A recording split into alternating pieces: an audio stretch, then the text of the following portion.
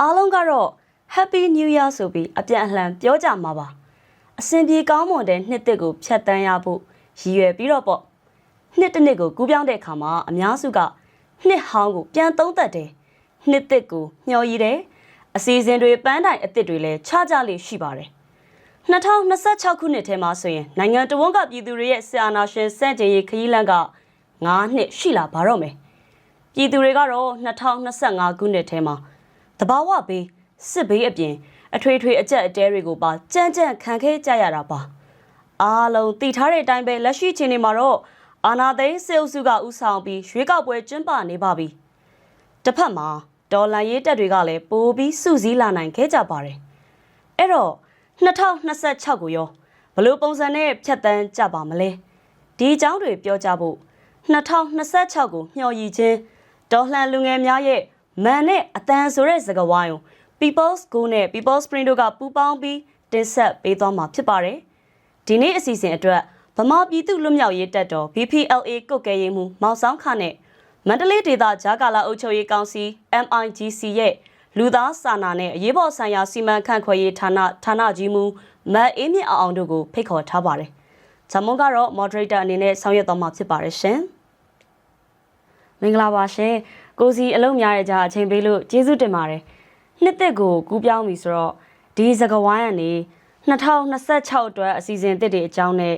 နှစ်ဟောင်းကိုပြန်သုံးသပ်သွားကြမှာပေါ့လေ။2021ဆရာနာသိမ်းမှုကြောင့်ဖြစ်လာတဲ့ပြည်သူတော်လှန်ရေးက9နှစ်နီးပါးရှိလာပါပြီ။အဲ့တော့အရင်ဆုံးအနေနဲ့2025တခုတည်းမဟုတ်ပဲဒီ9နှစ်တာကာလအတွင်းမှာကိုယ်တိုင်တွေ့မြင်သိထားတဲ့ပေါ်အခြေခံပြီးတော့လူထုတော်လှန်ရေးရဲ့အားသာချက်တွေနဲ့အားနည်းချက်တွေကိုအရင်ဆုံးသုံးသပ်ပေးပါအောင်မအေးမြင့်အောင်နဲ့စလိုက်ချင်ပါတယ်။ဟုတ်ကဲ့ကျွန်တော်တို့ဒီတော်လှန်ရေးကာလကအခိုက်ကာလကျွန်တော်တို့9နှစ်ကျွန်တော်တို့ရှိခဲ့ပြီပေါ့နော်။9နှစ်ရှိခဲ့ပြီဆိုတော့ဒီချိန်ကြီးကာလဟာကျွန်တော်တို့ဒီအာမနာတန်းပေါ့နော်အာမနာစတန်တော်လှန်ရေးကိုသုံးသပ်ရမယ့်ကာလလို့ကျွန်တော်ကတော့မြင်နေဆိုတော့လူငယ်တယောက်အနေနဲ့တော့ကျွန်တော်အနေနဲ့ကတော့ဒီတစ်ဖက်မှာပေါ့နော်တော်လှန်ရေးမှာအာသာချက်တွေကိုလည်းကျွန်တော်မြင်ရတယ်အားနည်းချက်တွေကိုလည်းမြင်ရတယ်အဲ့ဒီမှာမှအဓိကအာသာချက်ကတော့ကျွန်တော်တို့အမြဲတမ်းကျွန်တော်တို့ဒီ mention လုပ်ပါတယ်အဓိကကျွန်တော်တို့အမြဲတမ်း computer ကတော့ဒီလူထုရဲ့ပါဝင်မှုပါပဲဒီတော်လှန်ရေးမှာလူထုရဲ့ပါဝင်မှုကတော့ကျွန်တော်တို့မေးခွန်းထုတ်စရာတော့မလိုတော့ဘူးပေါ့နော်ဒါပေမဲ့တစ်ဖက်မှာကျွန်တော်တို့တော်လှန်ရေးမှာအာမနာနဲ့ပြောရမယ်ဆိုရင်တော့အားနည်းချက်တွေကိုပဲကျွန်တော်ကတော့မြင်မိရပေါ့လေ။ဘာကြောင့်လဲဆိုလို့ရှိရင်ဒီတော်လိုင်း9နှစ်တာကာလအတွင်းမှာကျွန်တော်တို့တော်လိုင်းစာတုံးကမျှော်လင့်ထားတဲ့မျှော်မှန်းထားတဲ့မျှော်ရည်ထားတဲ့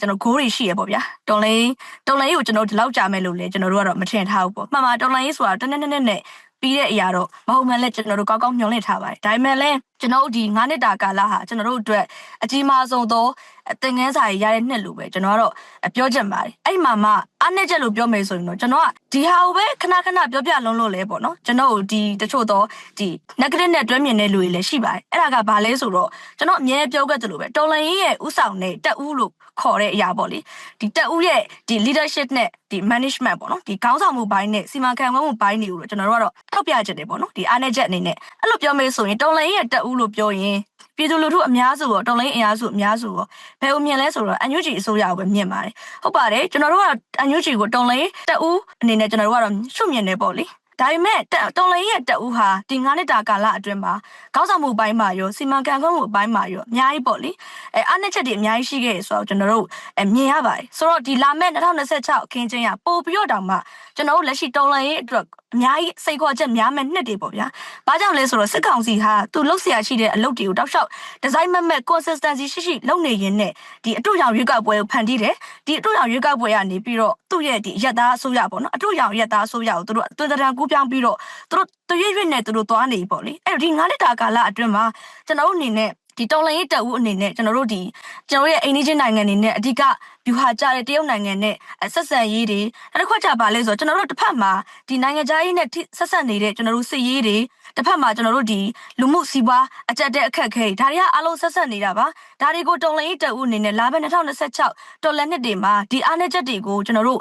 ပြန်ကြည့်ပြီးတော့ပေါ့နော်ဒီအလုပ်ပို့လုပ်ကြဖို့တော့လိုမယ်လို့ထင်ပါတယ်ကျွန်တော်အနေနဲ့ကတော့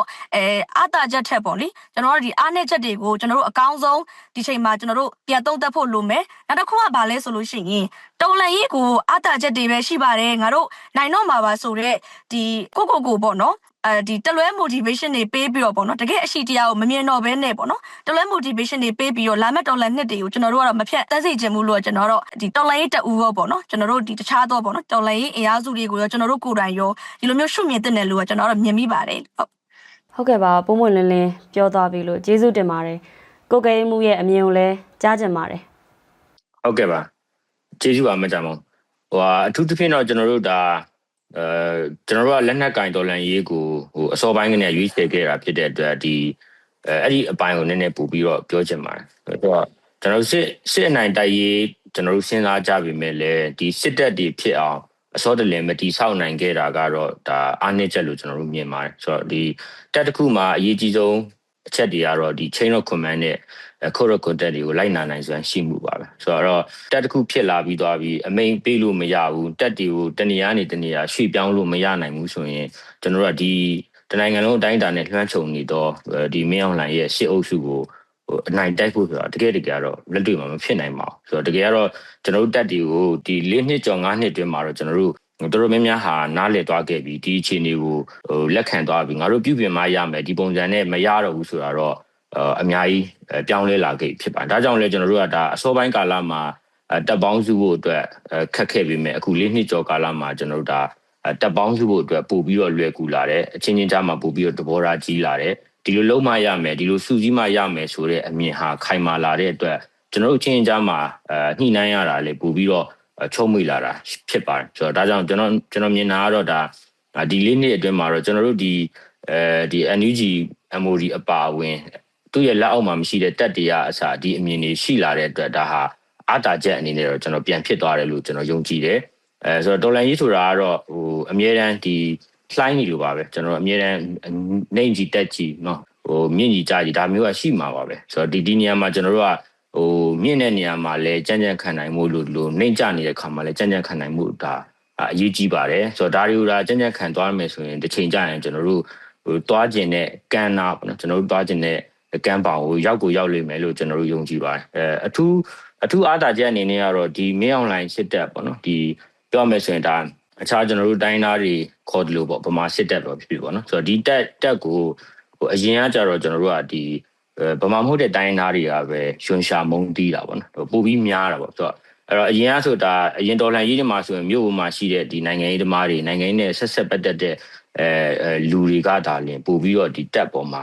ရွှန်ရှာမုံတီးလေးရှိဆိုတော့ကြေးလက်တွေဘာတွေကအဲ့လောက်ကြီးထိတရင်ချက်လည်းမရတာဟုတ်ပါဘူးအကြောင်းအများကြီးအကျိုးတက်မှုမရှိဘူးပေါ့နော်နောက်တစ်ခါကျတော့ကြေးလက်မှာရှိတဲ့ကျွန်တော်တို့တောတူတောင်သားတွေကလည်းအများသောအားဖြင့်ဒီစစ်ဘိုလ်ဖြစ်ကျင်ကြတာနော်စစ်သားသမီးတွေတို့နောက်စစ်တပ်နဲ့ပတ်သက်ဆက်နွယ်နေကြတာများတာလည်းပါတာပေါ့လေဆိုတော့အဲ့ဒီအခြေအနေကကြော်သွားတယ်ပေါ့အခုဆိုရင်ဒါကဒီလက်ရှိဒီစစ်အုပ်စုကိုမြို့နေလူထုဒီကြေးလက်ဒေတာမှာရှိတဲ့ပြည်သူလူထုကမကြံပေါ့နော်ဒီစစ်တပ်ပေါ်မှာယွန်ရှာမုံတီးမှုเนาะဒီတက်ကိုကျွန်တော်ဘယ်တော့မှလက်တင်ခံလို့မရတော့ဘူးဆိုတော့ခိုင်မာတဲ့ယုံကြည်ချက်တွေเนาะဒါကြီးကအရန်အားကောင်းတယ်ဆိုတော့ဒီဟာအားကောင်းတဲ့ကျွန်တော်တို့ကဆက်တွန်းလို့ရတယ်ဒါပေမဲ့ဆနာဒါအားကောင်းတယ်ဆိုပြီးတော့ကျွန်တော်တို့အလုပ်ကိုစနစ်တကျမလုပ်ဖ ೇನೆ ရော့တိရော်ရဲနဲ့ဒီဖြစ်တယ်လို့ပဲသွားမယ်ဆိုရင်တော့ဒီအားကောင်းမှုကလည်းအချိန်ပြန်ကျသွားနိုင်တယ်ဆိုတော့ကျွန်တော်တို့ကတချို့အခွင့်အရေးတွေ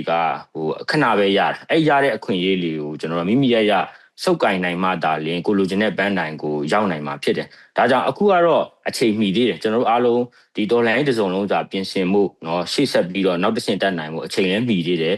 အခုလည်းကျွန်တော်တို့ဟာဆက်ရွေ့နေတာဖြစ်တယ်ဆိုတော့ဒါကြောင့်ကျွန်တော်အနေနဲ့ကတော့အားတာချက်အနေနဲ့ဒီလူထုရဲ့ဒီစစ်အုပ်စုပေါ်မှာမုံတီးမှုပေါ့နော်နာကြီးမှုဒါတွေဒီဘလူနည်းနဲ့မှအဖက်ဆယ်လို့မရတော့ဘူးဖြစ်တယ်ဒါတွေကိုအားပြုပြီးတော့ပဲကျွန်တော်တို့စိတ်ခံစားချက်တွေကိုခံယူချက်တွေအဖြစ်နဲ့เนาะအတွေးခေါ်တွေအဖြစ်နဲ့ပြောင်းလဲပြီးတော့ဒီခီးကိုမရောက်တဲ့အထိအောင်ရှောက်မယ်ဆိုရင်ကျွန်တော်တို့ဒီဒေါ်လာကြီးကတော့မောင်းမြင်စရာမရှိဘူးလို့ပဲကျွန်တော်ယုံကြည်ပါတယ်ခင်ဗျဟုတ်ကဲ့ပါဒီကာလအတွင်းမှာပြောသွားကြသလိုပဲအားနည်းချက်အားသာချက်တွေကိုစီရှိခဲ့ကြတယ်ကိုကဲမှုဆိုရင်လည်း Facebook မှာတင်ထားတဲ့စာထဲမှာတွေ့ပါတယ်ငါတို့မျိုးဆက်မှာဒီစစ်အုပ်စုကိုမနိုင်စရာမရှိဘူးဆိုပြီးတော့ပြောထားတာတွေ့တယ်ပေါ့လေအဲ့တော့ဖြတ်တန်းခဲ့တဲ့ဒီ9နှစ်နီးပါးအတွေ့အကြုံတွေအရာပေါ့လေဒေါ်လာရေးအောင်ပွဲရဖို့အတွက်ဆိုရင်2026စီကိုဘလို့ຢာတွေဆက်ပြီးတော့တည်ဆောင်လာခြင်းတလဲအဲ့ဒါလေးပြောပြပါအောင်ရှင်နံပါတ်1ကတော့ညီညွတ်မှုပါဗျ ကျွန်တော်တို့ကအစိတ်စိတ်အမောင်မှာဖြစ်နေတာဖြစ်တဲ့အတွက်ညီညွတ်မှုကပထမဦးစားပေးလို့မြင်ပါတယ်ဆိုတော့ညီညွတ်တဲ့အခါမှာနံပါတ်1ကဆွမ်းနာပြောလို့ကျွန်တော်တို့ဒီမဟာမိတ်ဆက်ဆံရေးတိဆောက်တဲ့အခါမှာတားတပည့်မွေးစလို့တိဆောက်လို့မရပါဘူးကျွန်တော်တို့ကညီကိုမွေးစလို့ညီကိုလို့မဟာမိတ်လို့ဆက်ဆံမှုเนาะတိဆောက်နိုင်ကြဖို့အရင်အရေးကြီးပါတယ်ဆိုတော့ကျွန်တော်တို့ ਨੇ ရင်းနှီးပတ်သက်ခဲ့ကြတဲ့ဒီမဟာမိတ်တွေတော်တော်များများတော့များသောအားဖြင့်ကျွန်တော်တို့ကိုညီကိုဆက်ဆံရေးမျိုးဒန်းတူဆက်ဆံရေးမျိုးထားပြီးတော့တိဆောက်ကြတာတွေ့ရပါတယ်ဆိုတော့အဲ့ဒါလိုပဲကျွန်တော်တို့ဒါຫນွေဥတော်လှန်ရေးတက်တွေအချင်းချင်းကြားမှာလည်းအဲ့ဒါလိုမျိုးညီကိုဆက်ဆံရေးမျိုးတိဆောက်နိုင်မှုတားတပည့်မွေးလိုမျိုးမဟုတ်ဖ ೇನೆ ပေါ့နော်ကိုလောက်ငယ်သားလို့ကိုလောက်ခံအဖွဲ့အစည်းလိုမျိုးမတိဆောက်ဖ ೇನೆ ဒန်းတူဆက်ဆံရေးတိဆောက်နိုင်တယ်ဆိုရင်ဒါလူတွေဟာအတိမတ်ပြုခံကျင်ကြပါတယ်ဒါလူတိုင်းရဲ့သဘောတဘာဝပါဆိုတော့ဒါတွေကိုကျွန်တော်တို့ကနားလေတယ်သိရှိတယ်ဆိုရင်ဒီလိုအမှုကျင့်တွေဆက်လက်တယ်ဆောင်ရမယ်ဒီလိုနီလန်အားဖြင့်ညီညွတ်မှုတိဆောက်ရမှာပါကျွန်တော်အမြဲတမ်းပြောတဲ့စကားတစ်ခုရှိတာဘာလဲဆိုကျွန်တော်တိုင်းပြည်မှာနိုင်ငံရေး tolerance အားနေတာများတယ်တယောက်နဲ့တယောက်တီးခံနားလည်နိုင်စွမ်းနေမရှိကြဘူးတခုခုစွမ်းနဲ့ဟာကနေဟင်းနဲ့ပြီးသွားတာပေါ့နော်ဆိုတော့အဲ့တော့အဆုံးကိုပဲကျွန်တော်တို့စဉ်းစားကြတယ်လုံးဝတစ်ဖက်အစွန်းကိုပဲရောက်သွားကြတာများတယ်ပေါ့အဲ့ကြားထဲမှာကျွန်တော်တို့ကကြင်ကြံနေထိုင်ပြီးတော့ဘယ်လိုမျိုးဒေါ်လာရေးခီးကိုရအောင်ရှိတတ်မလဲငါတို့နည်းနည်းရှိတဲ့လူနဲ့သွားမယ်ဆိုတာတဲ့အတိတ်ပို့ပြီးတော့ကိုယ့်ရဲ့စီယုံရေးအင်အားကောင်းလေလေလူလူပါဝင်မှုမြင့်လေလေเนาะအခြားသောလူလူတွေမကောက်ဒီဝန်ထမ်းတွေရောအကုန်လုံးပေါ့အဖက်ဖက်ကအင်အားစုတွေအားလုံးပါလာနိုင်လေကောင်းလေလို့ကျွန်တော်တို့ယုံကြည်ပါတယ်ဒါကြောင့်စီယုံရေးအတွင်ဆောင်ရမယ်ကျွန်တော်တို့ဒေါ်လာရေးဟာအပြတ်တဘောဖြစ်လို့မရဘူးပြင်နောက်တစ်ခုကကိုတိုင်းလဲစိုက်လက်မတက်လုပ်နေဖို့လိုတယ်ကျွန်တော်အများအားပြောလို့ပဲကိုတိုင်းကကျူစာအထုတ်မှုမရှိဘဲနဲ့သူများကိုတွားပြီးတော့အမြဲတမ်းအပြစ်တင်နေလို့လဲဒါအလုံးမဖြစ်ဘူးလို့ယူဆပါတယ်ဆိုတော့ကျွန်တော်တို့အတူတကွကြိုးစားမယ်ပြင်နောက်တစ်ခုကဆက်ကျွန်တော်ပြောလို့နံပါတ်1 priority ကညီညွတ်ရေးပြီးရင်စီယုံရေးအတွင်ဆောင်တော့ဒေါ်လာရေးဖြစ်ဖို့လိုတယ်ပြီးရင်နောက်တစ်ခုကကျတော့အမျှော်မြင်ရှိလုပ်ရမှာပေါ့နော်ဆိုတော့တကွက်လေးစာမစင်စားနဲ့ပေါ့နော်တကွက်လေးစာစဉ်းစားလို့တော့မရဘူးရေရှည်ဘယ်လောက်ထိကျွန်တော်တို့ပြင်မလဲကျွန်တော်ရဲ့ဒီမူကတော့ကျွန်တော်တက်အနေနဲ့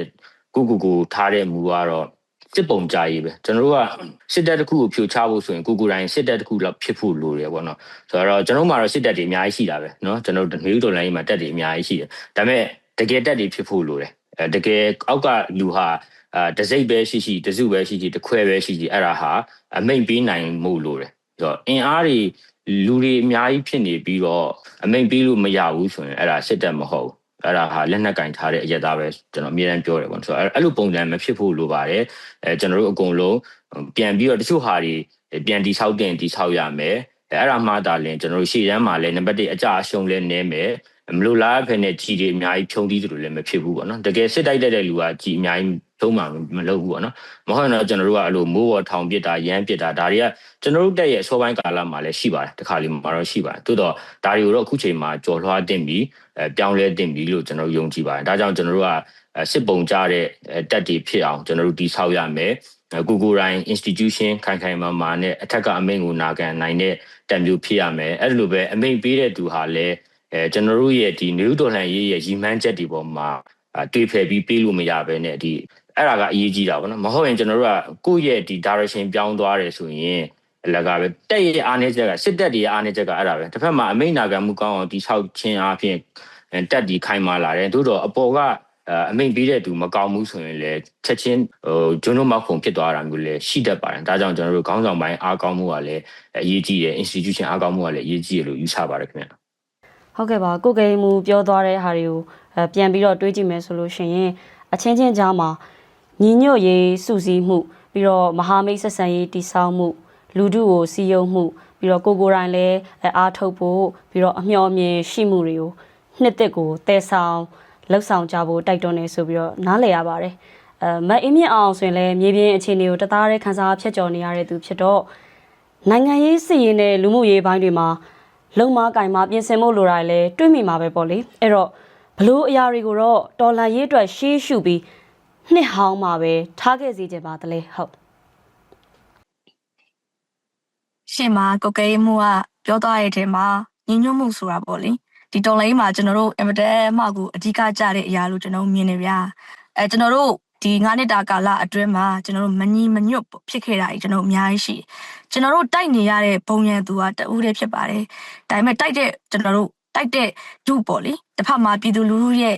လူထုပါဝင်တဲ့ဒါလူထုလှုပ်ရှားမှုတိုက်ပွဲတွေလက်နက်ကင်တိုက်ပွဲတွေတစ်ဖက်မှာကျွန်တော်တို့ဒီအစိုးရချင်းပေါ့နော်ဒီအားပြိုင်တဲ့တိုက်ပွဲတွေနိုင်ငံတကာပေါ့နော်တိုက်ပွဲတွေပေါ့ဒီတိုက်ပွဲတွေတဲ့ကျွန်တော်တို့ကသွားနေတဲ့အခါမှာကျွန်တော်တို့တိုက်နေတဲ့ရန်သူကတို့ကတဦးတည်းပေါ့နော်တဦးတည်းဥမှာကျွန်တော်တို့ကြားမှာမညီမညွတ်တွေအများကြီးဖြစ်ခဲ့လို့တော်လန်ရေးဟာတော်တော်လေးပေါ့နော်တချို့ကြန့်ကြာရတဲ့အပိုင်းတွေလည်းအများကြီးရှိပါတယ်ကျွန်တော်ဒီ9နှစ်တာအတွင်းမှာကျွန်တော်ဒီတော်လာနေနဲ့အများဆုံးဒီမြင်ရတာဗာလဲဆိုတော့ဒီပြည်သူလူထုကကျွန်တော်တို့ဒီပြီးခဲ့တဲ့ဒီ9နှစ်တာအတွင်းနဲ့အခုအချိန်နေနဲ့အရာအလုံးကမတူတော့လို့ကျွန်တော်ထင်တယ်ပေါ့နော်ကျွန်တော်တို့ဒီ9နှစ်တာလွန်ခဲ့တဲ့9နှစ်တာကိုကျွန်တော်ပြန်သွားကြည့်မယ်ဆိုရင်ကျွန်တော်တို့ဒီစားနိုင်တောက်နိုင်လူလက်တန်းစားတွေပဲခေါ်ပေါ့နော်ကျွန်တော်လူချမ်းသာတွေပဲခေါ်ဒီဘက်အချိန်နေနဲ့9နှစ်ပြန်တိုင်းကြည့်တဲ့အခါမှာအများကြီးကွာခြားသွားတယ်လူလက်တန်းစားတွေကကျွန်တော်တို့အခြေခံလူတန်းစားတွေဖြစ်သွားတယ်ချမ်းသာရဲ့လူတန်းစားတွေကလူလက်တန်းစားဖြစ်သွားတယ်ကျွန်တော်တို့9နှစ်တာအတွင်းမှာကျွန်တော်တို့မှာကတ်တွေလည်းအများကြီးရင်ဆိုင်ရတယ်ကျွန်တော်ရေဘေးတွေရင်ဆိုင်ရတယ်ငလျင်ဘေးတွေရင်ဆိုင်ရတယ်ကျွန်တော်ဒီစစ်ကောင်စီရဲ့အာဏာသိမ်းမှုကြောင့်လူမှုစီးပွားအကျပ်တွေကိုကျွန်တော်ကရင်ဆိုင်ရတယ်ပြည်သူလူထုကဒီတန်တွေကိုကျွန်တော်ကခါးစီးပြီးတော့ဒီ9နှစ်အတွင်းမှာယုံပြီးတော့ပေါ့နော်ကျွန်တော်ကရင်ဆိုင်ကြရတာဖြစ်တယ်ဒါကပြည်တွင်းကနေပြည်သူလူထုမှမဟုတ်ဘူးဒီဘက်မှာရောက်နေတဲ့လူထုလည်းပါဝင်နေပေါ့လေဆိုတော့စမှုတန်ဥပဒေလည်းအပါဝင်ပေါ့လေဆိုတော့ဒီအချက်တဲများစွာကိုရင်ဆိုင်ရတဲ့အခါမှာတစ်ဖက်မှာပြည်သူကဘာပြောလဲဆိုတော့ငါတို့ကဒီမှာပါနေပြီငါတို့အိုပြစ်အိမ်ပြစ်ငါတို့တော်လိုင်းမှာဒီလောက်ပါဝင်ပေးရတာမှမင်းတို့တော်လိုင်းအင်အားစုတွေကမညင်ညွတ်နိုင်ဘူးလားဒီလောက်လက်တောင်မင်းတို့မစည်းလုံးနိုင်ဘူးလားဆိုတော့ဒီအမြင်သဘောထားရှိကြတယ်ဥပမာကျွန်တော်တို့ရွာတွေမှာပဲဆူပေါ့ဗျာကျွန်တော်တို့ရွာတွေမှာပဲသွားဥပမာထားတော့ကျွန်တော်အညာဒေသကိုရောက်တယ်ရွာတွေရောက်တယ်ဆိုရင်မယ်အဲ့ရွာမှာရှိနေတဲ့အဖွဲ့3ဖွဲ့က5ဖွဲ့ကွဲနေရဆိုတဲ့ပုံစံမျိုးပေါ့နော်ဒါကအဓိကအခြေခံကြတဲ့ရက်ကြီးအဆင့်ကိုပဲကျွန်တော်ပြောသေးတာပေါ့နော်တကယ်ကိုရက်ကြီးအဆင့်ကစပြီးတော့ကျွန်တော်တို့ရဲ့စုဖွဲ့မှုတကယ်အကြီးမားဆုံးစုဖွဲ့မှုအထိကိုကျွန်တော်တို့ကညီညွတ်ဖို့လိုအပ်မယ်ဆိုတော့ကိုကဲရေးမှုရဲ့ဆွေးနွေးတဲ့ဟာကိုကျွန်တော်တကယ်ကိုထောက်ခံနေဆိုတာကိုလည်းကျွန်တော်တစ်ဖက်မှာပြောချင်တယ်နောက်တစ်ခုကကြတော့ဗာလဲဆိုကျွန်တော်ဒီအမတန်ပေါ့နော်ဒီစိတ်ပူမိတဲ့ဟာတစ်ခုရှိပါတယ်အဲ့ဒါကဗာလဲဆိုတော့ရှေ့မှာတော့ကိုကဲရေးမှုကစီးရေးနဲ့ပတ်သက်ပြီးတော့ဒီလာမဲ့ဒီဒေါ်လာနှစ်တွေမှာပြင်ဆင်ဖို့ပုံစံတွေကိုဒါဆွေးနွေးသွားဖြစ်တယ်ပေါ့လေကျွန်တော်တို့အခုလာမဲ့ဒီ2026ဒေါ်လာနှစ်တွေကကျွန်တော်တို့အတွက်အင်မတန်မှစိန်ခေါ်ချက်များတဲ့နှစ်တွေဖြစ်တယ်စီစကောင်စီရဲ့အတူရောင်အယက်သားအစိုးရပေါ်ပေါက်လာတော့မယ်ဒီအတူရောင်အယက်သားအစိုးရကိုကျွန်တော်တို့မှာတံပြန်ပြီးတော့ကျွန်တော်တို့ရှင်နိုင်ဖို့ကျွန်တော်တို့အားကောင်းတဲ့ strong leadership ကိုပေးနိုင်မဲ့ခေါင်းဆောင်မှုအားကောင်းတဲ့ခေါင်းဆောင်မှုပေးနိုင်မဲ့အစိုးရတည်းကျွန်တော်တို့မှာပေါ်ပေါက်ဖို့လိုအပ်လာပြီဗ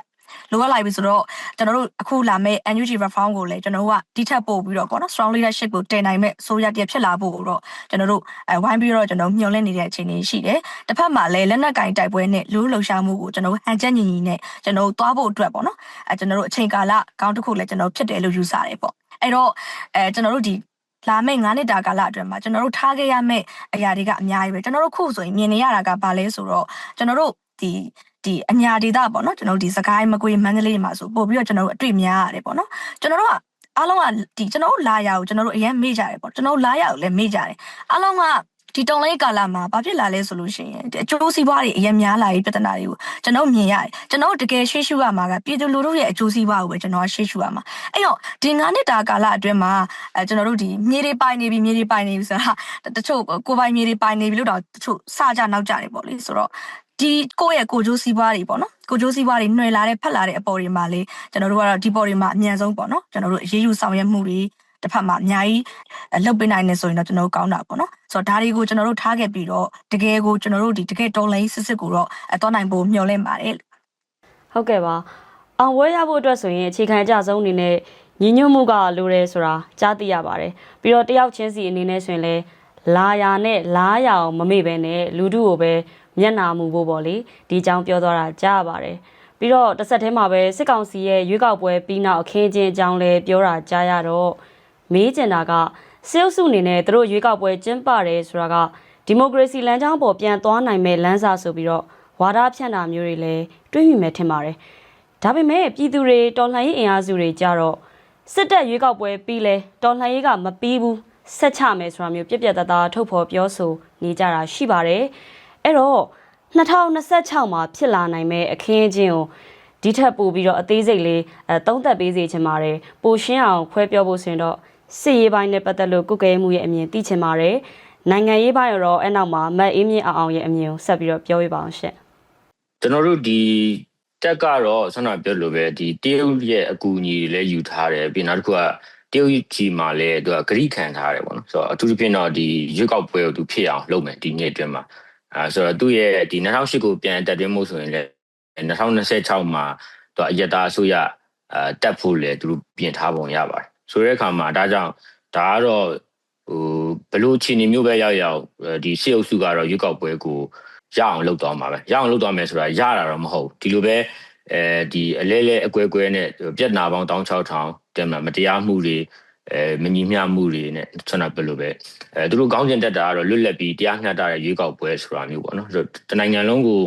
လင်းနဲ့ဘုံဘက်ကျဲတယ်တိုက်ပွဲတွေလည်းတောက်လျှောက်ဖြစ်နေတယ်ကျွန်တော်တို့တကယ်အတိုက်ခံပါတီတစ်ခုလုံးကိုထောင်ထဲထည့်ထားတယ်နော်ဆိုတော့အဲ့လိုအခြေအနေမျိုးမှာဘလို့နီးနဲ့မှဒီလိုမျိုးလွတ်လပ်မျှတတဲ့ရွေးကောက်ပွဲဆိုတာဖြစ်လာနိုင်ကြအကြောင်းမရှိပါဘူးအရင်ကဆိုတော့မှပဲကျွန်တော်တို့ကဒါ2008အောက်မှာဒီဒေါအောင်ဆန်းစုကြည်ကိုယ်တိုင်ရွေးကောက်ပွဲဝင်ခဲ့တဲ့အတွက်အားလုံးကဒီနောက်ကိုလိုက်ခဲ့ကြတာရှိအခုချိန်မှာတော့2008အောက်ကိုတော့ကျွန်တော်တို့ဘယ်တော့မှပြင်မသွားဘူးဆိုတဲ့ယုံကြည်ချက်ကျွန်တော်တို့မှာပြပြတသားရှိပြီးသားဖြစ်ပါတယ်ပြောချင်တာကဒေါအောင်ဆန်းစုကြည်ပြန်လွတ်လာလို့2008အောက်ကရွေးကောက်ပွဲပြန်ဝင်မယ်ဆိုရင်တော့မှပဲကျွန်တော်တို့အနေနဲ့လက်ခံနိုင်ကြအကြောင်းမရှိပါဘူးဆိုတော့ဒါကြောင့်ကျွန်တော်တို့က2008ကိုအောက်ကိုတော့ဘယ်လိုနည်းနဲ့မှပြန်မထူးထောက်ဘူး2008ကိုဖျက်သိမ်းပြီးတော့ပြက်ပြီးတော့ဗောနော်ဖျက်သိမ်းတယ်ဆိုတော့ကျွန်တော်တို့ကိုကတစ်ဖက်တက်ဖြစ်တာမဟုတ်တကယ်တနိုင်ငံလုံးတိုင်းတာနဲ့တကယ်2008ကိုအပြီးတိုင်ဖျက်သိမ်းပြီးတော့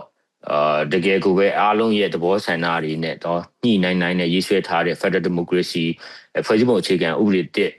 ပေါ်ပေါက်ရေးနိုင်ငံတော်တစ်တည်ဆောက်ရေးကိုပဲကျွန်တော်တို့ဥတီပြီးတော့တွားမယ်2008အောက်ကနေပြီးတော့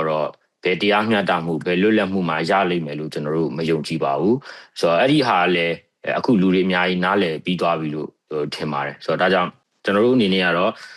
့ဒီလက်ရှိဒီ2008အောက်ကလုပ်တဲ့ဘယ်ရွေးကောက်ပွဲမဆိုဒီလာမဲ့ဟာနောက်ဖြစ်လာလက်တန်တော့ဘယ်ရွေးကောက်ပွဲမဆိုလက်ခံမဲ့လက်ခံမှာမဟုတ်ဘူးဆိုတာအတိအလင်းကျွန်တော်တို့ပြောချင်ပါတယ်ဆိုတော့2008မဖြတ်သိမ်းမချင်းကျွန်တော်တို့ဆက်တိုက်မယ်ပြောချင်တာကဟိုအကြာကြီးလဲတိုက်ရှာတော့မလို့ပါဘူးအဲ့လိုပြောလို့ကျွန်တော်တို့ force ပေးတာမဟုတ်ဘူးကျွန်တော်တို့ဟာကိုသွားကျင်တဲ့လမ်းကိုစနစ်တကျနဲ့မှန်မှန်ကန်သွားဖို့ပဲလိုတယ်ဆိုတော့လွန်ခဲ့တဲ့နှစ်များရှိရပါဗျာကျွန်တော်တို့ဒါအခုစီရေးမှာအရန်အောင်မြင်နေတဲ့အာရခတက်တော်ကြည့်မယ်ဆိုရင်2009ခုနှစ်မှာလိုက်ကြမှာသူတို့စပြီးတော့ထူထောင်ခဲ့ကြ2009ခုနှစ်မှာဘာနိုင်ငံရေး motivation မှမရှိပါဘူးစဉ်းစားကြည့်မယ်ဆိုရင်ဆိုတော့လူလေးအယောက်20ကျော်နဲ့ဒီလိုမျိုးကြကုတ်ကြခဲစားခဲ့ဒုက္ခတွေကြားတဲ့ဖြတ်တန်းပြီးတော့အခုချိန်မှာဒါအောင်မြင်ဆုံးဤအောင်လို့တောင်ပြောလို့ရပါတယ်လက်ရှိအခြေအနေရဆိုရင်ဒါ15နှစ်ဝန်းကျင်အတွင်းမှာပေါ့ကျွန်တော်တို့ရောဘာလို့အဲ့လောက်14-15နှစ်လောက် investment မလုပ်နိုင်ရမှာလဲကျွန်တော်တို့ရဲ့ဘဝတွေကျွန်တော်တို့ရဲ့အချိန်တွေဒီတိုင်းပြည်မှာစစ်အာဏာရှင်စနစ်အမြင့်ပြတ်ဖို့အတွက်ဘာလို့မပေးဆက်နိုင်ရမှာလဲလို့ကျွန်တော်မေးချင်ပါတယ်အထူးသဖြင့်တော့ကျွန်တော်တို့ရှေ့မှာလည်းအများကြီးပေးဆက်ခဲ့ပြီးသွားပြီဒါတွေအကုန်လုံးအလကားဖြစ်ခံလို့မရဘူးဒါတွေဒီပြီးရောဖြစ်သွားလို့မရဘူးဒီဟာတွေအတွက်ကျွန်တော်တို့တကယ်ဒါကျွန်တော်တို့ကိုနဲ့အတူတူရှင်တိုက်ခဲ့ကြတဲ့ရဲဘော်ရဲဘက်တွေရှင်တိုက်ဆရာမလို့ပဲနဲ့ဒီတိုင်းပြစ်တက်ခံရတဲ့ပြည်သူတွေအများကြီးရှိပါတယ်ဆိုတော့ဒါတွေကိုကျွန်တော်တို့အားနာတယ်ဆိုရင်ဒါတွေအတွက်ကျွန်တော်တို့ရှက်เสียကောင်းတယ်လို့ကျွန်တော်တို့ခုကိုယူဆရဲဆိုရင်ဒီဆရာနာရှင်စနစ်ကိုအနိုင်တိုက်ဖို့အတွက်စနစ်တကျကျွန်တော်တို့ချီတက်ရမယ်ညီညွတ်နဲ့တွားကြမယ်ဆိုရင်တော့နောက်မကြတော့တဲ့ကာလတစ်ခုမှာကျွန်တော်တို့ပြန်ပြီးတော့စစ်ရေးရအားတာတဲ့အခြေအနေရောက်လာလိမ့်မယ်လို့ယုံကြည်ပါတယ်ဟုတ်ကဲ့ဒီကျွန်တော်အမြင်ကတော့ဒီလာမဲ့ပေါ့နော်ဒီ2026 plus ပေါ့နော်ဒီဒေါ်လာနှစ်တွေပေါ့ဒေါ်လာနှစ်တွေမှာကျွန်တော်တို့အမှန်တကယ်စကားပြောတာကြီးအများကြီး short ပြီးတော့အလုပ်နဲ့ကျွန်တော်တို့ performance ပေါ့နော်တကယ်ပြမယ့်အချိန်ကာလလို့ကျွန်တော်မြင်တယ်ကျွန်တော်အမြဲတမ်းထောက်ပြတာရှိတယ်အဲ့ဒါကဘာလဲဆိုတော့ကျွန်တော် NUG ကိုပဲအမြဲထောက်ပြတယ်ပေါ့နော်ကျွန်တော် NUG ရဲ့ performance ကလာမယ့်2026ဒေါ်လာနှစ်တွေမှာတကယ်ကောင်းဖို့လိုတယ်ကျွန်တော်အမြင်ကတော့ဒီစစ်ရေးကလည်းနိုင်ငံရေးနဲ့ဆက်ဆက်နေရလို့ကျွန်တော်မြင်တယ်စစ်ရေးကလည်းနိုင်ငံတကာဆက်ဆံရေးနဲ့ဆက်ဆက်နေရလို့ကျွန်တော်မြင်နေပေါ့လေဒီအရှိမကျွန်တော်တို့ဒီတော်လန်9နှစ်တာကာလအတွင်းမှာကျွန်တော်အများကြီးသင်ခန်းစာအများကြီးရခဲ့ပြီလို့ကျွန်တော်ထင်ပါတယ်ကျွန်တော်တို့လာမယ့်2026မှာဆိုရင်ကျွန်တော်တို့ဗမာလိုပဲပြောမြန်မာလိုပဲပြောပေါ့နော်ကျွန်တော်တို့အမှန်တကယ်စီးလုံးပြီးတော့တိုက်ရမယ့်အချိန်ကာလလို့လည်းကျွန်တော်မြင်တယ်အခုလဲကျွန်တော်တို့ဒီအတွက်ကိုဒီ Federal Unit တွေပေါ့နော်ဒီအညာဒေတာမှာအတီးတီးပေါ်ထွက်လာတာကလည်းအင်မတန်ကောင်းတဲ့အခင်းကျင်းလို့ကျွန်တော်မြင်တယ်အခုဆိုလို့ရှိရင်မန်လေးဒေတာထွက်လာပြီစကိုင်းလည်းထွက်လာပြီမကွေးမှာလည်းအခုဒီနှစ်မကုန်ခင်ပေါ့နော်ကျွန်တော်ဒီပေါ်ထွက်လာဖို့ပေါ့နော် အရင်ဆုံးဝင်ကြီးချုပ်ခန့်အပ်ပြီးဆိုတော့အင်မတန်ကောင်းတဲ့လားလာကြီးလို့ကျွန်တော်မြင်နေပေါ့ဆိုတော့ဒီပေါ်ထွက်လာတဲ့ Federation နဲ့အစိုးရတွေအကောင်းမယ်ကျွန်တော်တို့ရဲ့ဒီတက်ဦးလို့ပဲခေါ်ပေါ့နော်ဒီ NUG အားကောင်းမယ်ဆိုလို့ရှိရင်ဒီ performance တွေဒါပြနိုင်မယ်ဆိုရင်စစ်ရေးနိုင်ငံရေးအတွဲဆက်ဒီလူတို့လှုပ်ရှားမှုပေါ့နော် CDM တိုက်ပွဲဒီဟာတွေဒါတောက်လျှောက်ပေါ့နော်ဒီတုတ်နဲ့တဲ့နဲ့ဆက်သွားမယ်ဆိုရင်တော့ဒီတော်လန်ရေးကအရင်ကထက်ပိုပြီးတော့အားကောင်းတဲ့အခြေအနေအခင်းကျင်းတွေကိုပြန်ပြီးတော့မြင်လာရမယ်လို့တော့ကျွန်တော်ကထင်ပါတယ်ကျွန်တော်ဒီနေရာမှာလူတို့ရဲ့ပါဝင်မှုကိုကျွန်တော်ဘယ်တော့မှမေးခွန်းမထုတ်ပါဘူးလူတို့ဟာသူ့နည်းသူ့ဟန်နဲ့ဒီတော်လန်ရေး9နှစ်တာကာလအတွင်းမှာရောပေါ့နော်ဒီစစ်ကောင်စီကိုမကြိုက်ကြောင်းပေါ့နော်စစ်ကောင်စီရဲ့လက်အောက်မှာမနေလို့ကြောင်းသူနည်းသူဟန်နဲ့ပြသပေးပြီးလို့တော့ကျွန်တော်တို့ထင်တယ်လာမယ့်နှစ်တွေမှာတကယ်အလုပ်ပြရမှာကကျွန်တော်တို့ဖြစ်ပါတယ်ကျွန်တော်တို့တွေအမှန်တကယ်အပြောတွေရှုပ်ပြီးတော့ performance ပေါ့နော် performance ကောင်းကောင်းပြရမယ်အချိန်ကာလတွေဖြစ်ပြီးလို့ကျွန်တော်တို့ထင်ပါတယ်ဟုတ်ကဲ့အခုဒီဖြတ်တန်းခဲ့တဲ့တခြားမှာမြင်ခဲ့ပြီးတာတွေကိုပဲအခြေခံပြီးတော့ကြည့်ရင်နိုင်ငံတော်မှာ2023နဲ့24ကတော်လှန်ရေးတပ်တွေစစ်ရေးအသာရခဲ့တဲ့နှစ်တွေလို့ပြောရမှာပေါ့လေဒါပေမဲ့2025မှာကျတော့တရုတ်အစိုးရအကူအညီနဲ့စစ်တပ်ကပြန်ဦးမော့လာခဲ့တယ်လို့ယူဆရမှာပါဒီအခြေအနေကြောင့်မလို့ပဲမြို့တချို့ကိုပြန်ထိန်းနိုင်ပြီးတော့ရွေးကောက်ပွဲကိုလည်းအပိုင်းလိုက်လှုပ်လာနိုင်တဲ့အခါမှာစစ်တပ်ကသူတို့နိုင်ပြီးပွဲပြီးပြီဆိုတာမျိုးဝါဒဖြန့်လာကြတာတွေလည်းရှိပါတယ်အဲ့တော့ဒီပြောဆိုချက်တွေပေါ်ရောဘလို့တုံ့ပြန်ခြင်းပါသလဲခုနကတော့ကုတ်ကဲမှုကပြောသွားတယ်ဆက်ချသွားမယ်ဆိုတဲ့အကြောင်းပေါ့လေကုတ်ကဲမှုနဲ့ပဲအရင်စကြင်ပါတယ်ဟုတ်ကဲ့ပါဟုတ်စစ်ရေးဆိုတာကတော့အမြဲတမ်းသူတပြန်ကိုယ်ပြန်ရှိတတ်ပါတယ်အမြဲတမ်းကိုအားကြီးပဲအားတာနေရမယ်လို့မဟုတ်ဘူးဗောလေဆိုတော့အစောပိုင်းကာလ2022 23 24လောက်အထိတောက်လျှောက်ကျွန်တော်တို့ဘက်ကနေအများကြီးဖိအားပေးနိုင်ခဲ့တာပဲဆိုတော့ဒါပေမဲ့တစ်ဖက်မှာဒါတရုတ်ရဲ့အကူအညီနဲ့စစ်ကောင်စီပြန်လဲကောင်းထောင်လာတယ်တချို့မြို့တွေပြန်ပေးလိုက်ရတယ်ဆိုတော့အဲ့ဒီအခြေအနေကြောင့်လက်ရှိအခြေအနေမှာစစ်တပ်ကစစ်ရေးရအားတာနေရဆိုတော့ကျွန်တော်ညင်းလို့မရဘူးသို့တော့ဒါကိုကျွန်တော်တို့ကလက်တွေ့ကြဝေဖန်သုံးသပ်နိုင်မှုလိုတယ်အရှိတရားကိုလက်ခံရဲဖို့လိုတယ်အဲ့ဒါဆိုရင်ကျွန်တော်တို့အရှိတရားကိုယ့်ရဲ့အခြေအနေကိုလက်ခံနိုင်မှာကိုဘယ်လိုပြင်ပြောင်းလဲလို့ရမလဲဆိုတာလူကသိတာဟုတ်ဆိုတော့ဒါကြောင့်ကျွန်တော်တို့ကတော့ဒါဒီစစ်ရေးရဒီစစ်တပ်ကလက်ရှိအချိန်မှာအာတာနေရဆိုတာကိုကျွန်တော်လက်ခံတယ်သို့တော့ကျွန်တော်တို့လည်းဒီအာတာနေချက်ကိုကျွန်တော်တို့ဘက်ကနေပြီးတော့တစ်ခေါက်ပြန်ပြီးတော့ပြန်အာတာဖို့အတွက်ဘယ်လိုလုပ်မလဲဆိုတာလဲကျွန်တော်တို့အစဉ်တစိုက်စူးစမ်းနေတာပဲဒါကြောင့်လည်းပြီးခဲ့တဲ့ကာလမှာပဲကျွန်တော်တို့ဒါမျိုးတော်လိုင်းမဟာမိတ်တပ်ပေါင်းစု SRE ဆိုတာပေါ်လာတာပေါ့ဗျာဆိုတော့ဒါဒီချက်ချင်းတလားနှစ်လားနဲ့လုတ်ခဲ့ရတဲ့ဟာမဟုတ်ရေရှည်ကြာကြီးတစ်ဖွဲ့ချင်းစီနဲ့ဒီလို့ဆွေးနွေးပြီးတော့ဖြစ်အောင်တိဆောက်ခဲ့ကြရတဲ့ဟာမျိုးဖြစ်ပါတယ်ဆိုတော့ဒါကတော့ကနဦးဖွဲ့စည်းကြောင်းဒီကျညာချက်တွေပေါ့နော်ရှေ့လျှောက်ပြီးတော့ကျွန်တော်တို့တောက်လျှောက်လဲအလုပ်တွေလဲတခြားလုပ်နေကြတယ်နော်အတူတကွလည်းကျွန်တော်တို့တိုက်ပွဲဝင်နိုင်မှုအတွက်ဒီလေ့ကျင့်ရေးအစီအစဉ်တွေအများကြီးပဲပေါ့နော်ကျွန်တော်တို့ဒါ SRE ရဲ့ခေါင်းစဉ်အောက်မှာကျွန်တော်တို့ရှေ့ဆက်ပြီးတော့ညီညွတ်နဲ့တကယ်ကိုပဲအားကျိုးမှန်တဲ့နဲ့လုပ်နေကြတာရှိပါတယ်ဒါကိုတော့ကျွန်တော်ဒီနေရာနေအတိပေးလို့တယ်ဆိုတော့ဘာပဲပြောကျွန်တော်တို့ရေရှည်မှာဒီ NUG MOD ရဲ့တက်တွေရဲ့နော်ကျွန်တော်တို့ SRE တပ်ပေါင်းစုရဲ့တက်တွေရဲ့နောက်တစ်ခု SRE ထဲမှာမပါဝင်နိုင်သေးတော့အခြားသောအင်အားစုတွေရဲ့အဲ့လိုညီညွတ်နဲ့ပေါင်းပြီးတော့ဒါတိုက်မယ်ဆိုရင်တချို့ ER တွေလက်မှတ်ထိုးရင်တောင်မှပဲကျွန်တော်တို့မျိုးတော်လှန်ရေးအနေနဲ့ဆက်လက်ပြီးတောင်းခံနိုင်အောင်မယ်ဒီစစ်တပ်ကိုအမြဲတမ်းဒီအတားကြီးရဖို့အတွက်အစဉ်တစိုက်ကြိုးပမ်းနေအောင်မယ်ဆိုတာပြောကြားလိုပါတယ်ခင်ဗျ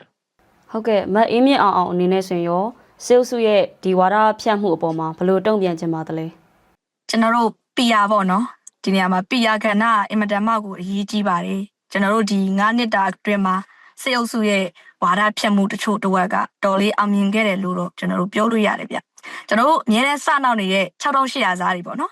ဒီ6800စားတွေရဲ့အင်မတန်မှအရေးကြီးတယ်ဗျကျွန်တော်တို့အခုသတင်းမီဒီယာကြီးတွေရဲ့အောက်မှာဆိုရင်ကျွန်တော်တို့ဘာတော်လေးကြောက်မဲ့တင်ဘယ်ကောင်းစင်မဲ့တင်ပေါ့နော်ဒီ6800စားတွေကcommentတွေကထိတ်ဆုံးတာပဲရှိတာဗျသူတို့ကဒီ PR ကိုစနစ်တကျနဲ့ကိုသူတို့ကလုတ်ခဲ့တာပေါ့နော်လုတ်ခဲ့တာကိုကျွန်တော်လေ့လာရတယ်ကျွန်တော်တို့တော်လိုင်း9နှစ်တာအတွင်းမှာကျွန်တော်တို့ဒီ PR ကိ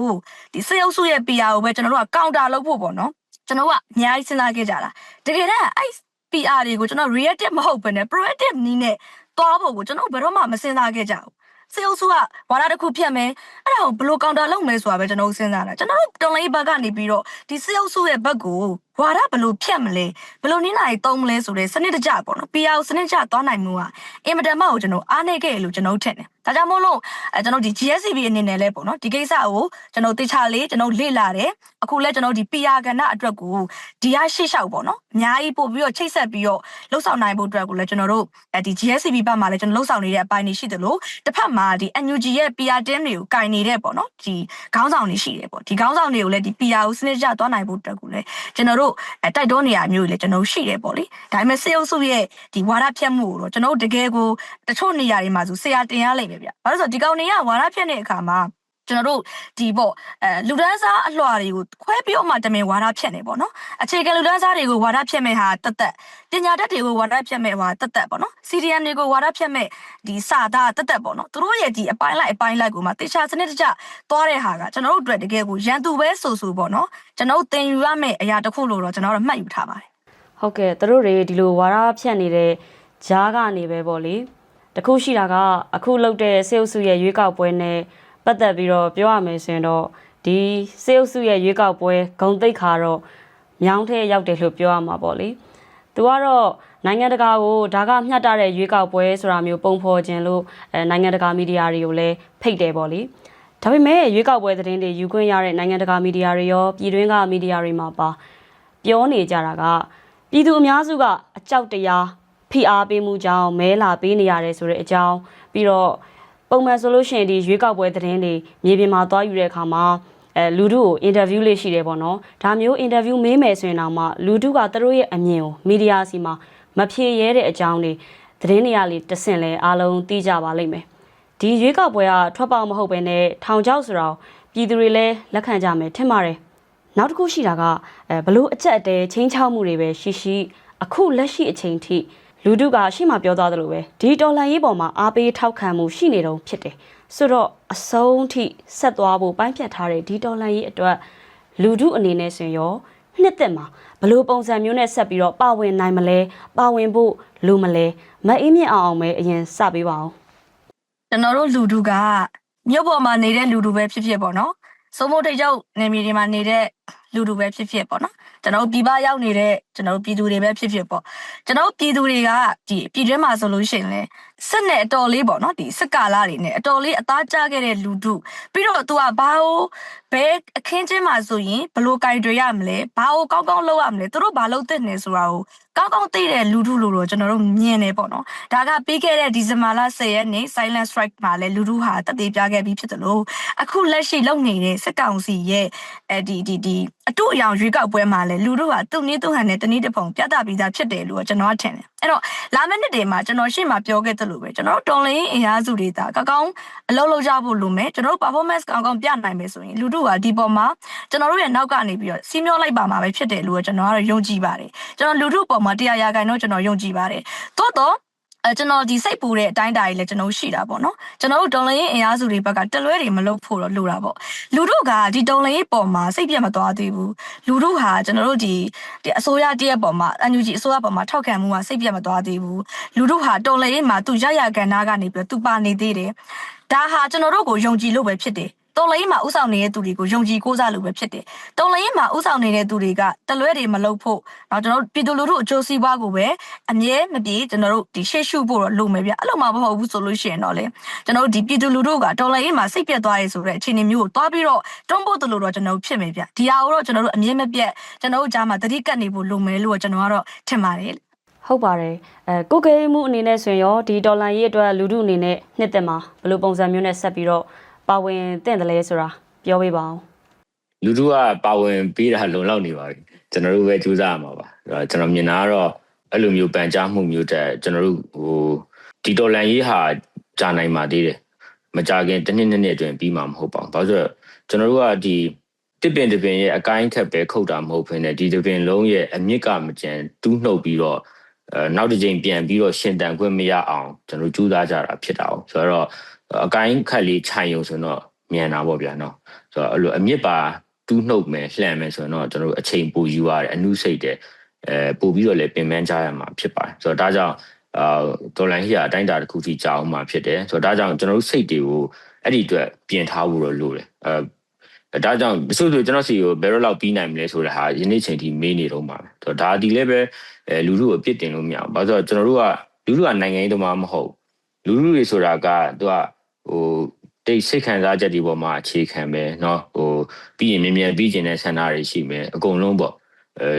ကျွန်တော်မိသားစုလည်းအဲ့လိုပဲသူတို့လည်းမြင်ပြီးကျင်တာပဲဒါပေမဲ့ဘယ်တော့ပြီးမှလဲတွေ့တာနဲ့တခုခုဖုန်းဆက်လိုက်ပြီးဆိုတာနဲ့ဘယ်တော့ပြီးမှလဲငါသားဆိုတာနဲ့ပဲလာတာတယ်မလားဆိုတော့လူတွေအကုန်လုံးကဒီလိုပြီးကျင်ကြတာမှန်ဒါပေမဲ့ကျွန်တော်တို့ကဒါတွေကိုဥဆောင်နေတဲ့ဒီခေါင်းဆောင်တွေအနေနဲ့ကဒါတွေကိုနားလည်အောင်ရှင်းပြဖို့လိုတယ်ဒီတော်လန်ရေးဒီကျွန်တော်တို့စနစ်တကျနဲ့တွားရမှာဖြစ်တယ်ဒီဆရာနာရှင်အမြင့်ဖြတ်ရေးအတွက်ရည်ရွယ်တာဖြစ်တဲ့အတွက်ကာလတစ်ခုထိကြာနိုင်ပါတယ်အဲ့အတွက်စိတ်ကိုပြင်ထားဖို့ပေါ့နော်အဲ့ဒါအရေးကြီးပါတယ်ဒီနေရာမှာကျွန်တော်ပြောချင်တဲ့သတင်းစကားကကျွန်တော်တို့လူထုအားလုံးစိတ်ကိုပြင်ထားပါကျွန်တော်တို့တွားရမယ်ခီးရဝေးပါတယ်နောက်တစ်ခုကနားစရာရှိရင်လည်းနားပါနော်ပြီးရင်ပြန်လုပ်ပါအမြဲတမ်းပဲဒါပေါ်မှာပဲအခြေထိုက်ပြီးတော့ရေနောက်ဆုံးအထိမသွားနိုင်တာမျိုးအခြေကုန်လက်ပန်းကျသွားတာမျိုးကျွန်တော်တို့စိတ်တွေအဆင်မပြေတော့တဲ့အခါမှာတော်လှန်ရေးလုပ်ရတာလည်းအဆင်မပြေဘူးဆိုတော့ဒါတွေကိုလည်းကျွန်တော်နားလေတယ်ဆိုတော့မြို့မှာပဲဖြစ်ဖြစ်ဘယ်နေရာမှာပဲဖြစ်ဖြစ်ကျွန်တော်တို့ဟာကိုယ်စိတ်ပန်းဖြေဖို့သွားတဲ့လုပ်ပွဲရှင်ပွဲကြီးလည်းကျွန်တော်ကမကန့်ကွက်ဘူးဒါတွေကိုလည်းရှိတင်တယ်လို့ကျွန်တော်ယုံကြည်တယ်လို့ဆိုတော့ဆိုတော့ကြီးရှိသွားမှာကျွန်တော်အဲ့လိုယူဆတဲ့သူတယောက်ဖြစ်ပါတယ်ဒါကြောင့်ကျွန်တော်တို့အာတင်ထားပါကျွန်တော်တို့ပြောချင်တဲ့ဟာကမရောက်မချင်းရောက်အောင်သွားမယ်အတက်နိုင်ဆုံးမြန်ရောက်အောင်လေကျွန်တော်တို့သွားမယ်ဆိုတာပဲတင်စကားပါချင်ပါတယ်ခင်ဗျဟုတ်ကဲ့ပုံမှန်လည်းပဲပြောပြလို့ကျေးဇူးတင်ပါတယ်ပြီးတော့တခုသွားပြီးတော့တတိရတာပြီးခဲ့တဲ့ရှင်းနှစ်တွေတုန်းကဆိုရင် BPLA ရဲ့အညာမှာတက်ချဖို့အိမ်မက်အကြောင်းကိုကဲမှုအနေနဲ့အင်တာဗျူးတွေမှာဖြေဘူးတာမှတ်မိပါတယ်အဲတော့ကတော့အညာမှာတက်တွေကများတဲ့အခါကျတော့အခြေချစရာနေရာတနေရာရပါမလားဆိုတာမျိုးမိကွန်းထုတ်တာတွေရှိကြတာပေါ့လေဒါပေမဲ့တကယ်ပဲခုဆိုလို့ရှိရင်အညာမှာ BPLA တက်ရင်တွေရှိနေပြီးတော့တခြားသောတက်ရင်တက်ဖွဲ့တွေနဲ့လည်းမဟာမိတ်ဆက်ဆံရေးတွေတိစောက်နိုင်ခဲ့တယ်နောက်ပြီးခုနကပြောတဲ့ຫນွေဦးတော်လှန်ရေးမဟာမိတ်တပ်ပေါင်းစု SRA ဖွဲ့တဲ့တဲမှာလည်းပါဝင်ထားတာတွေ့ရပါတယ်ဒါကိုကဲမှုပြောသလိုပဲလွယ်လွယ်နဲ့မနေ့ကလို့ဒီနေ့ဖြစ်ဆိုတာမျိုးမဟုတ်ဘူးပေါ့လေဒါအောင်နားလဲပါတယ်အဲ့တော့ပြည်သူတွေလည်းဒီ SRA ဖွဲ့လိုက်တဲ့ပုံမှာတော်တော်လေးမျှော်လင့်ထားကြတာတွေရှိတယ်2026မှာ SRA အနေနဲ့ဘလို့စွမ်းဆောင်မှုတွေမြင်တွေ့ရနိုင်မလဲဆိုတာကိုလည်းကိုကဲမှုအနေနဲ့အသိပေးလို့ရသလောက်ပြောပြပါအောင်ပြီးတော့တစ်ဆက်တည်းမှာ2026အတွက် BPLA ရဲ့မျှော်မှန်းချက်ကိုလည်းသိချင်ပါတယ်ဟုတ်ကဲ့ပါပေါ့ကျွန်တော်တို့အနေနဲ့ကကျွန်တော်အနေနဲ့ဆိုရင်ဒါ SRA ရဲ့ပြောရေးဆိုခွင့်ရှိသူမဟုတ်တော့ SRA အကြောင်းအများကြီးတော့ရှေ့တန်းတင်ပြီးပြောခွင့်မရှိပါဘူးဒါပေမဲ့အကြမ်းမြင်ကျွန်တော်တို့ဒါလက်တလုံးမှာလည်းဖြေထားပြီးသားအင်တာဗျူးတွေတိုင်းကျွန်တော်တို့ပြောလို့ရတာက SRA ဒီအချိန်ကိုက်ပေါ်လာတဲ့တပ်ပေါင်းစုဖြစ်ပါတယ်နောက်တစ်ခုကကျတော့ဒါတော်လိုင်းအင်အားစုတွေကြားမှာလူနေတဲ့ကွက်လက်တစ်ခုကိုကျွန်တော်တို့ဖြည့်ဆည်းမှုစူးစမ်းနေတာလို့ပဲကျွန်တော်အကြမ်းမြင်အတိပေးလို့တယ်ကျင်းဒေတာကတော့ဒီ SRA ရဲ့ခေါင်းစဉ်အောက်ကနေပြီးတော့စစ်စင်ရေးတွေလည်းကျွန်တော်တို့အများဆုံးဖော်ဆောင်နိုင်အောင်ကျွန်တော်တို့ကြိုးစားသွားမယ်အခုလည်းပြင်ဆင်နေတယ်ပေါ့နော်ဆိုတော့အဲ့ဒါလေးတခုတော့ကျွန်တော်ပြော2026မှာတော့ကျင်းဒေကိုပဲကျွန်တော်တို့ဒါစကိုင်းမကွေးပေါ့နော်အညာဘက်ဒီမှာအတိထပ်ပို့ပြီးတော့အင်အားကောင်းတဲ့စစ်စင်ရေးတွေကျွန်တော်တို့ရှိနိုင်အောင်ကျွန်တော်တို့အဓိကကြိုးစားနေပါတယ်လို့အဲ့ဒါလေးပဲပြောချင်ပါတယ်ခင်ဗျဟုတ်ကဲ့အဲ့ဒီတခြားတစ်ဖက်မှာကြတော့တချို့အမြင်တွေရှိတာကြတော့စကိုင်းမကွေးဒီအညာပေါ့နော်ဒီအညာထက်မြို့ပြစစ်စင်ရေးတွေကိုဦးစားပေးပြီးတော့လုပ်တဲ့ဟာကဒီတော်လန်ရေးမြန်ပြီးပြတ်သွားဖို့အတွက်ပို့ပြီးတော့အားတာတယ်ဆိုတာမျိုးအမြင်တွေလည်းရှိတယ်ဆိုတော့ကိုကဲမှုရောဘယ်လိုမြင်လဲအဲ့ဒါလေးသိချင်ပါတယ်ဟုတ်ကဲ့ပါဆိုတော့နှစ်ခုလုံးလိုအပ်ပါတယ်ကျင်းဒေတာကတော့ဆန္ဒပြောလို့ပဲမြို့ပြစစ်စင်ရေးတွေဒီပုံစံတစ်ခုနဲ့ရှိရတာ哦သူကဒီများသောအားဖြင့်ကျွန်တော်တို့ဒီတက်ဥပိုင်းကာလမှာဒီတင်နန်းမှာအရန်ကျန်းတော့တချို့ရဲဘော်တွေကတောင်းပြန်ကြတာပေါ့နော်ကျွန်တော်တို့တော့ထဲမှာတော့ဒီစစ်တင်နန်းတက်ပြီးတော့စစ်မတိုက်လို့တော့မြို့မှာပဲ UG လုံးမယ်ဆိုတာမျိုးပြောကြတာပေါ့နော်ဆိုတော့ UG ကိုပို့ပြီးတက်ဖြစ်တယ်လို့ယူဆတာမျိုးဖြစ်ကောင်းဖြစ်မယ်လို့ထင်တယ်တကယ်ကတော့ UG ဒီတော်ထဲမှာ special train ပြီးတော့ကိုလွတ်တာမျိုးဖြစ်တယ်ဒါကြောင့်အရေးအကြောင်းဆိုရင်ဖောက်ထွက်နိုင်မှုเนาะကိုကပိတ်မိရဆိုရင်တော့မှပဲဘယ်လိုနီလန်အားဖြင့်ဒီဟာကိုရုံထွက်မလဲဆိုတ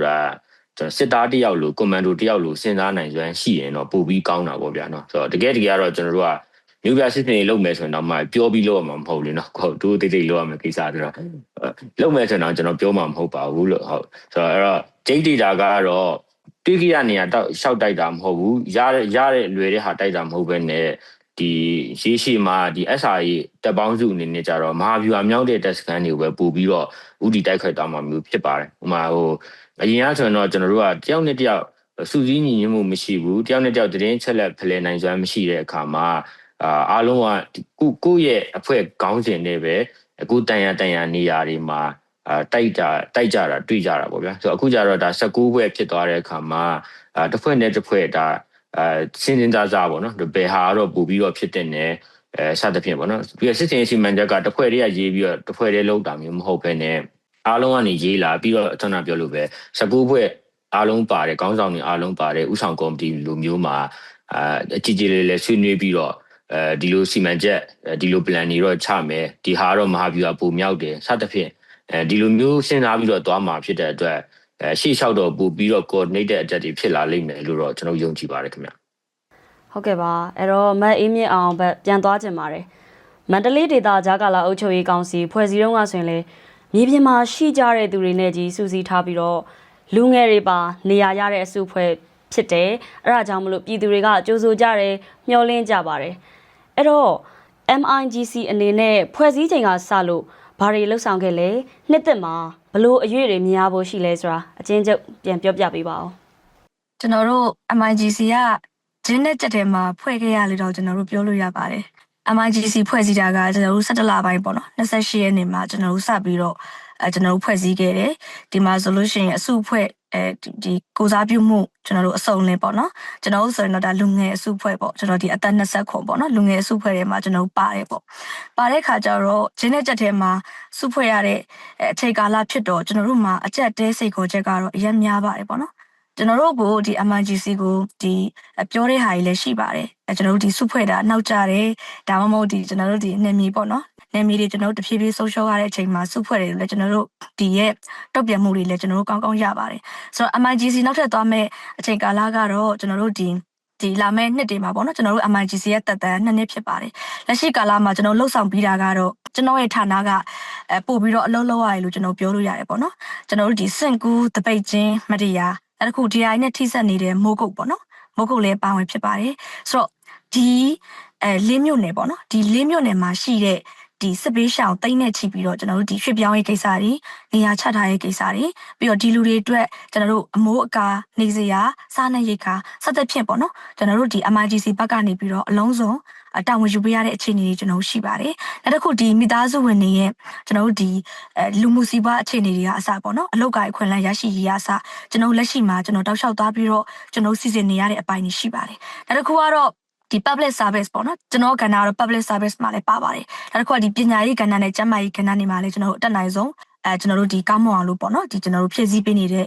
ကျွန်တော်တို့အပိုင်းတွေရှိပါတယ်ကျွန်တော်တို့ဖွဲ့စည်းထားတာကတစ်လပဲရှိသေးတဲ့အတွက်ကြောင့်မို့လို့ကျွန်တော်တို့ဂျားထဲမှာတော့တချို့လုပ်ငန်းတွေကတော့ကာကွယ်ရေးလုံခြုံရေးလုပ်ငန်းစဉ်တွေတချို့ဟာတွေကတော့အများကြီးကျွန်တော်လှုပ်ဆောင်ရကျွန်တော်လောလောဆယ်ထိတော့ကျွန်တော်မရှိသေးဘူးလက်ရှိမှာတော့ကျွန်တော်တို့ NUG နဲ့ကျွန်တော်ညှိနှိုင်းဆွေးနွေးနေတဲ့အပိုင်းတွေရှိပါတယ်အဓိကကတော့ဒီဝန်ထမ်းရန်ရလွှဲပြောင်းရေးကိစ္စတွေပေါ့နော် NUG ဘက်ကလည်းဒီဝန်ထမ်းရန်ရလွှဲပြောင်းရေးကိစ္စတွေကိုကျွန်တော်တို့ကိုအလုံးစုံပေါ့နော်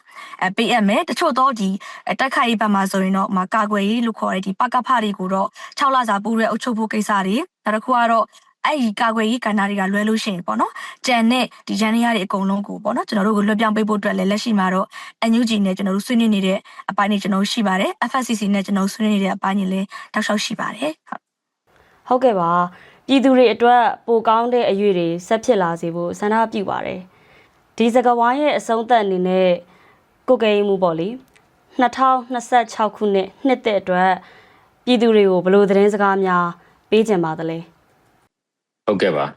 ဆိုတော့ဒီ၄နှစ်ကျော်၅နှစ်အတွင်းဒေါ်လာရင်းကာလပေါ့နော်ဖြတ်တန်းခဲ့ပြီးတဲ့အချိန်မှာကျွန်တော်တို့လူထုလည်းတော်တော်လေးခြေကုန်လက်ပန်းကျနေဆိုတော့ကျွန်တော်တို့နားလည်ပါတယ်ဆိုတော့အားလုံးလည်းပင်ပန်းကြပါတယ်ဒါပေမဲ့ဘယ်လောက်ပဲပင်ပန်းပေါ့နော်ကျွန်တော်တို့ဒီမတရားမှုတွေအောက်ဒီ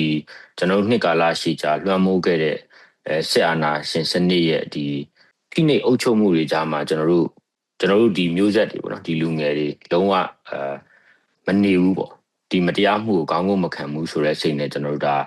တွန်းလှန်ကြတာဘာပဲပြေ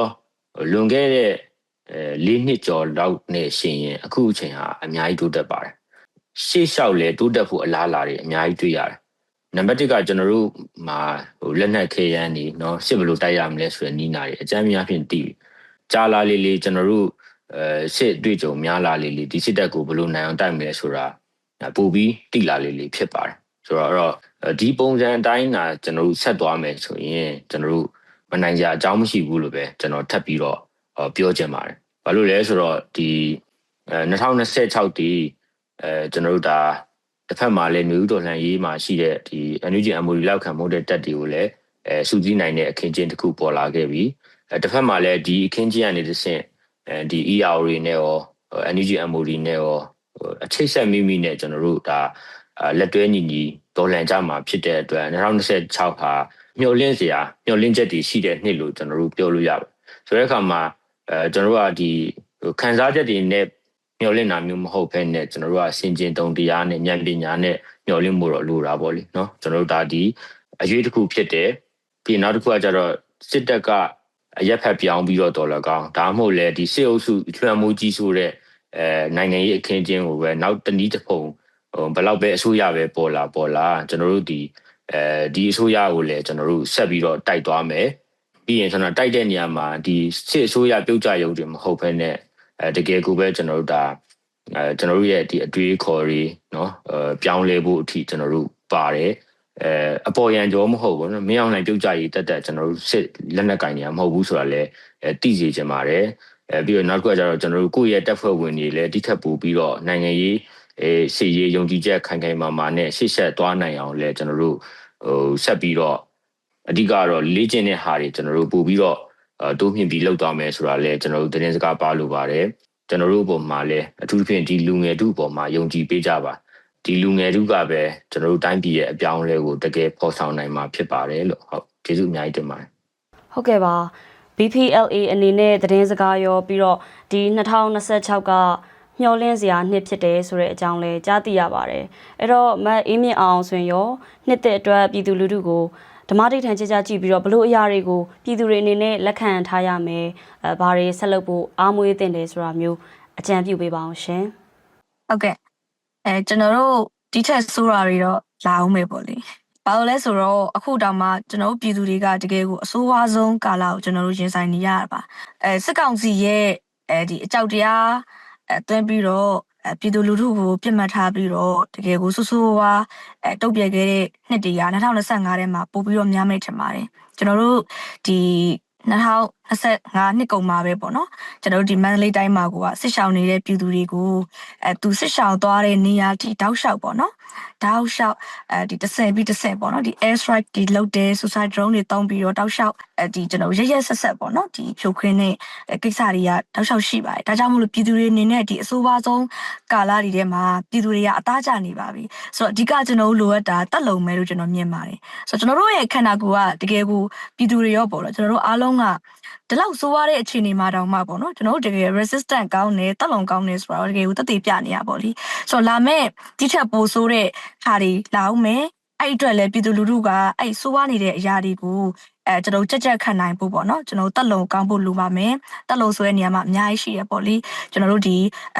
ကိုအားစိတ်အားပေါ့လေအများကြီးကျွန်တော်တက်လုံကောင်းဖို့လိုရမယ်လို့ကျွန်တော်ထင်ပါတယ်လာမဲ့ကြမ်းတက်လာမဲ့နှစ်တည်းရောကျွန်တော်တို့အတွက်ကောင်းလာမဲ့တောင်လိုက်အခင်းချင်းတွေအတွက်ကောပေါ့နော်ဒီကောင်းချင်းဆိုးချင်းတွေကနေတွဲနေတဲ့အတွက်ကြောင့်မို့လို့ကျွန်တော်တို့ဒီအတွက်ကိုပြည်သူတွေအားလုံးအတူတကွပေါ့နော်ကျွန်တော်တို့အတူတူဖြတ်ကျော်ကြပါတယ်အခုလည်းအတူတူဖြတ်ကျော်နေသလိုလာမယ့်နှစ်တွေမှာလည်းကိုကဲမှုလည်းပြောသွားတယ်ကျွန်တော်တို့လူငယ်ရှိနေသေးပြီပြည်သူတွေအပူဖို့ကျွန်တော်ပြောချင်တယ်ဘာလို့လဲဆိုတော့ကျွန်တော်တို့ဒီတောင်လန်ရေးဒီစစ်အာဏာရှင်ပြုတ်မကြတာတည်းကျွန်တော်အိမ်မပြန်ဘူးဗျာကျွန်တော်ဆိုလဲဒါဥပဒေကြောက်သူတယောက်ဒီဟာမပြီးတဲ့၍ကျွန်တော်လှုပ်ချင်တဲ့ကြောက်ဆက်တက်တဲ့ဟာကြီးကျွန်တော်ဘာမှဆက်မလုပ်ဘူးအိမ်လည်းမပြန်ဘူးအဲ့တော့ဒီဟာကြီးဆေးအာနာရှင်စနစ်အပေါင်းအာနာရှင်မှန်မြတ်ပြုတ်ကြမှာပဲကျွန်တော်ပြန်မယ်ဆိုတော့ကျွန်တော်တို့လူငယ်တွေအများကြီးရှိတယ်တော်တဲ့တောင်တွေမှာပြည်တွင်းတွေရောပြည်ပတွေမှာအများကြီးရှိတယ်ဒီအတွက်ပြည်သူတွေပေါ့နော်ဒီခွန်အားရှိဖို့အတွက်ကိုလည်းဒီစကားလေးပြောကြရင်းနဲ့ပဲညီအုပ်ချုပ်ပါတယ်အားလုံးပဲဘေးကင်းကြမှာကြပါစေဟုတ်ကဲ့ပါဒီသတင်းစကားတွေကနေတဆင့်ပြည်သူတွေအတွက်2026မှာတိဆောက်စရာတွေအားတွေဖြစ်စေဖို့မျှော်လင့်ပါတယ်